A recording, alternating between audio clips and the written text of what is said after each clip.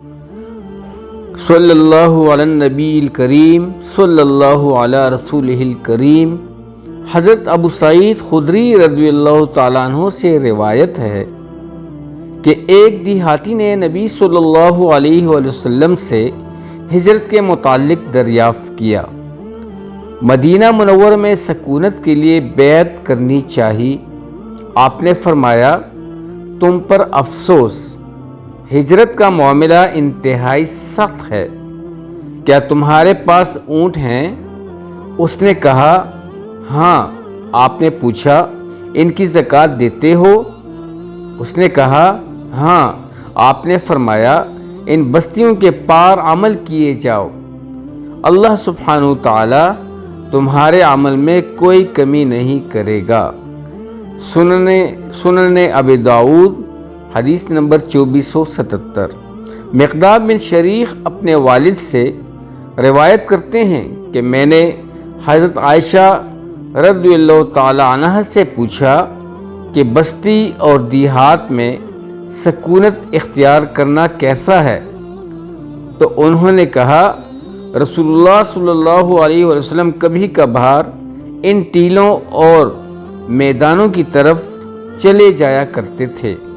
آپ نے ایک بار باہر جانے کا ارادہ فرمایا اور میری طرف صدقہ کے اونٹوں میں سے ایک جوان اونٹنی بھیجی کہ سواری کے دوران میں اس پر کچھ سختی کرنی پڑی،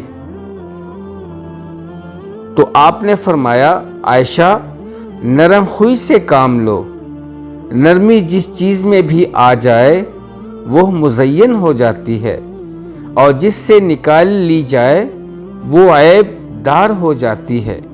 سنن ابی داؤد حدیث نمبر 2478۔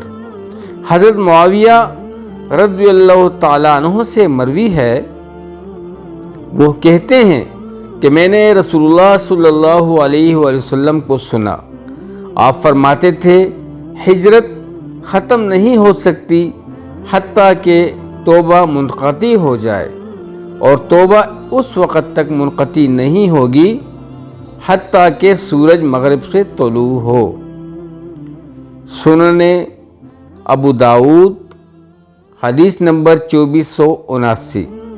حضرت ابن عباس رضی اللہ تعالی عنہما بیان کرتے ہیں کہ رسول اللہ صلی اللہ علیہ وسلم نے فتح مکہ کے روز فرمایا، اب ہجرت نہیں ہے لیکن جہاد اور نیت باقی ہے۔ جب تمہیں جہاد کے لیے دعوت دی جائے تو نکل کھڑے ہو جاؤ۔ سنن ابو داؤد حدیث نمبر 2480۔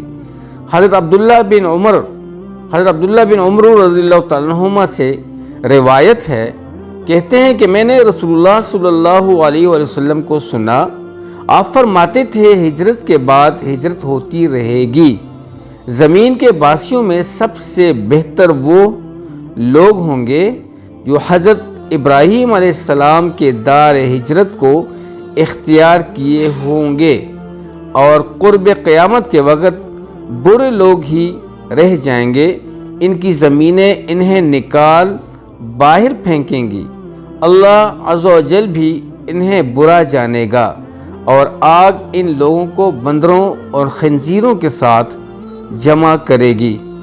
سنن ابی داؤد حدیث نمبر 2482۔ حضرت عبداللہ بن حوالہ رضی اللہ تعالیٰ عنہ بیان کرتے ہیں کہ رسول اللہ صلی اللہ علیہ وسلم نے فرمایا، حالات اس طرح ہو جائیں گے کہ تم لوگ مختلف گروہوں اور لشکروں میں جمع ہو جاؤ گے، ایک لشکر شام میں ہوگا، ایک یمن میں اور ایک عراق میں۔ ابن حوالہ کہتے ہیں کہ میں نے عرض کیا، اے اللہ کے رسول صلی اللہ علیہ وسلم، میرے لیے منتخب فرما دیجئے، اگر یہ حالات پاؤں تو کہاں سکونت اختیار کروں؟ آپ صلی اللہ علیہ وسلم نے فرمایا، شام کو اختیار کر لینا، بلا شبہ یہ علاقہ اللہ عز و جل کا پسندیدہ ہے، اللہ تعالیٰ اپنے پسندیدہ بندوں کو یہیں جمع فرما دے گا، لیکن اگر تم لوگ اس سے انکار کرو تو پھر اپنے یمن کو اختیار کرنا اور اپنے تالابوں کا پانی پینا۔